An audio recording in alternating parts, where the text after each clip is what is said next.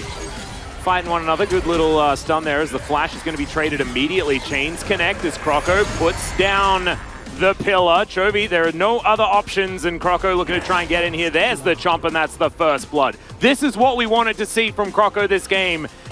Ruler's red and white. Fight for this, yeah. Yeah, I don't think you fight this. I mean, it's just so hard to pull this off this late into the fight, and they're just not going to pull it off. That went down extraordinarily fast. It's a little bit split as Liv Sandbox. Closer off to the side, though, as there's the Crescent Guard. Youngjae being a great front line as Doran doesn't have to ult just yet. The Vex locks down the Jax, though, and Dove not going to be able to offer anything right here. Doran will have the Q available, so he's going to survive. There's the flash, and Croco just munches down on the cow. Delicious Steak is going to be there, and now Ice looks for the kill, but Doran does get the flash away. Chovy trying to get underneath his turret as well as the pillar. And Doran doesn't quite have the lowest cooldown on that spin just yet. Chain comes in, and the cow is just taken for a walk all the way to the death chamber. Not what you want.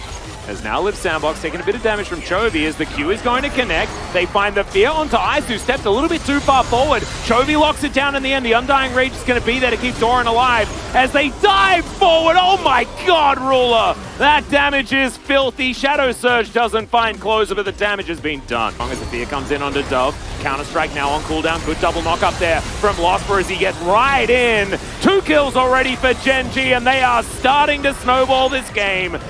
Croco underneath his turret, but he's going to get pulverized, and I mean that in so many different ways. Closer is going to be able to lock down Doran, but the ultimate used keeps him alive anyway. Just whirls his way out. He should be fine. Oh, that was so close to Croco actually locking that one up as Crescent Guard on cooldown now. Gen G losing a big tool for this next fight as Liv Sandbox closing in. There's the flash forward, perfect timing, but the Unbreakable Will is going to be there. Great 4-man knock-up immediately into Ruler, doing so much damage.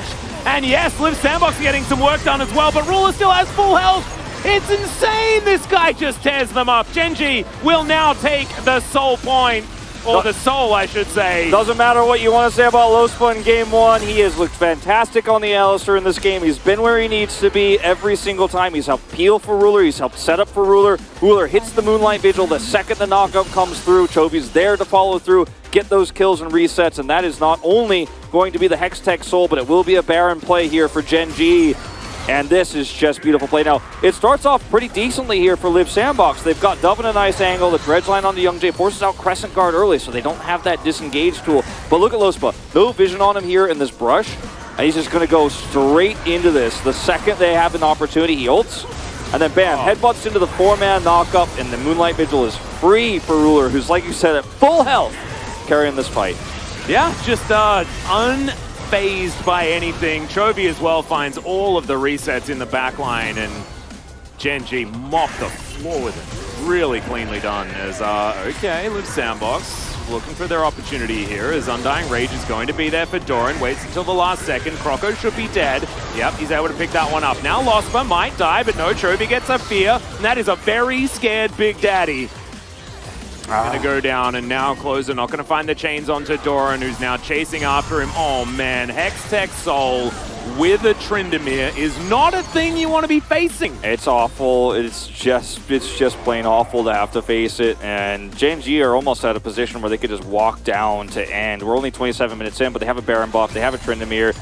Desperately right now is Dove trying to control the top wave here as best as he can. Maybe pick up some of that shutdown gold on the turret. As Ice. Yeah, this is going to be tough as, yeah, Calibrum will get a stopwatch. And Ice is going to survive. I don't know whether we can say the same for the base of Liv Sandbox, though, as Gen G closing in. We'll be able to take the inhibitor turret, at least. Croco coming on over. Stops them from taking down his inhibitor. But no objective bounty taken on the top side. He's not able to push it all the way. Dove is not. As Chovy gets a little bit caught. Depth charge coming on in here as let's see whether Chovy's going to survive. Great fear, flashes out. And now Chovy just looking for the ult. Yeah, wanted to come back in. Ruler's here. Rotating down.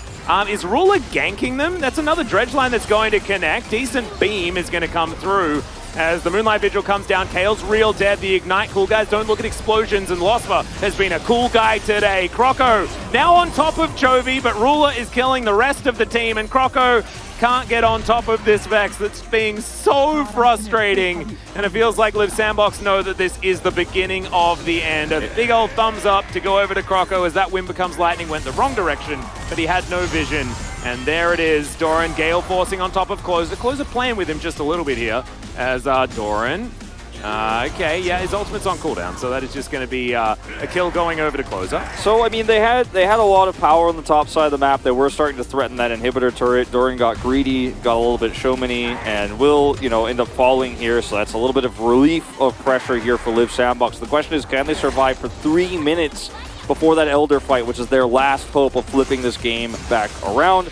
I'm going to go back to this attempt to use the Hextech portal to actually find a pick here. But it's Doran on a Tryndamere, and I think that looking for this even with a 3-man is just asking too much. Like, best case scenario, you're going to get Doran's ult, but worst case scenario, everybody from Gen G just walks over during the interim and turns this into another one-team fight, and the rest of the map control all the turrets that go down after this. It was an ill-fated call, but it looks like we've had so many of these moments for Liv Sandbox in games 2 and 3 where they're just so desperate. And the call seems reasonable and it seems hopeful if you can pull it off, but you can't pull it off.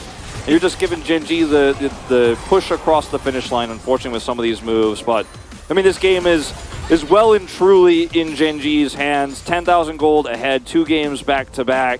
What do you do here, Liv Sandbox? It's kind of a heart-wrenching loss for you as well after that start to this series that felt so promising. Yeah, exactly. Really, we did get to see what Liv Sandbox is capable of, right? In that game number 1, the Akali Lee Sin show with Croco and Closer having such a good experience. This is a very different one as Closer goes down to half health. Chovy just toying with them right now as Doran, yeah, whirls his way in, but he has that one available very, very quickly. Closer down to half health, has to take a visit to the fountain, and that is going to mean that at least one of his inhibitors will go down. Second one short to follow as, oh man, this Hex Soul is just crazy. It's insane how strong it is, especially with the Aphelios.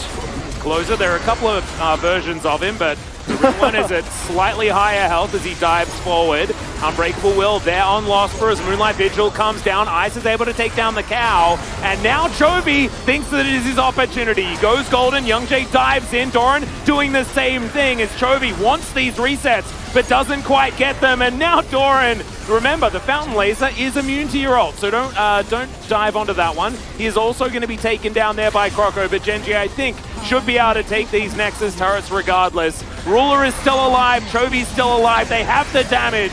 There's the knock up onto Croco. They do lose Youngjae. Croco gets a little bit scared, but he can't be. He needs to try and defend this Nexus, and Ruler just needs a few auto attacks. Great sidestep there, as Ruler's just had a brilliant series here, saving it for Gen G. And Gen G turn it around after a loss in Game 1 and finish off Game 3. The counter pick Vex for the LeBlanc. You know, you take the LeBlanc away from Chovy, he's not going to take. Works out so well in that critical moment. Yep. Let's have a listen to Gen G as they close this one out. Zeri's solo, and Chovy's calls, she's going for her, picks her up. No flash. Nautilus, yep. Yeah, or actually Nautilus, I thought you were saying no pur, and I was like, well, who has no flash? He was saying no tur. And let's fight. After the turrets. Calling out Trundle has no flash. Yep. Trundle does have a mouth though, so can bite down and does manage to get the kill off. He pulls the super minion in super well too. Yeah, Youngjae's like, please kill the Nexus, please.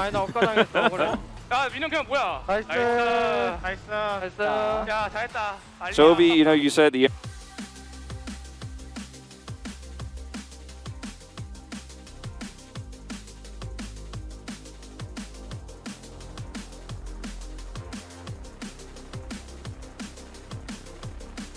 Chovy, to the surprise of nobody. Only 1,146 damage per minute. On Vex. This is it's not quirky, guys. Like, I know we're used to seeing these stats.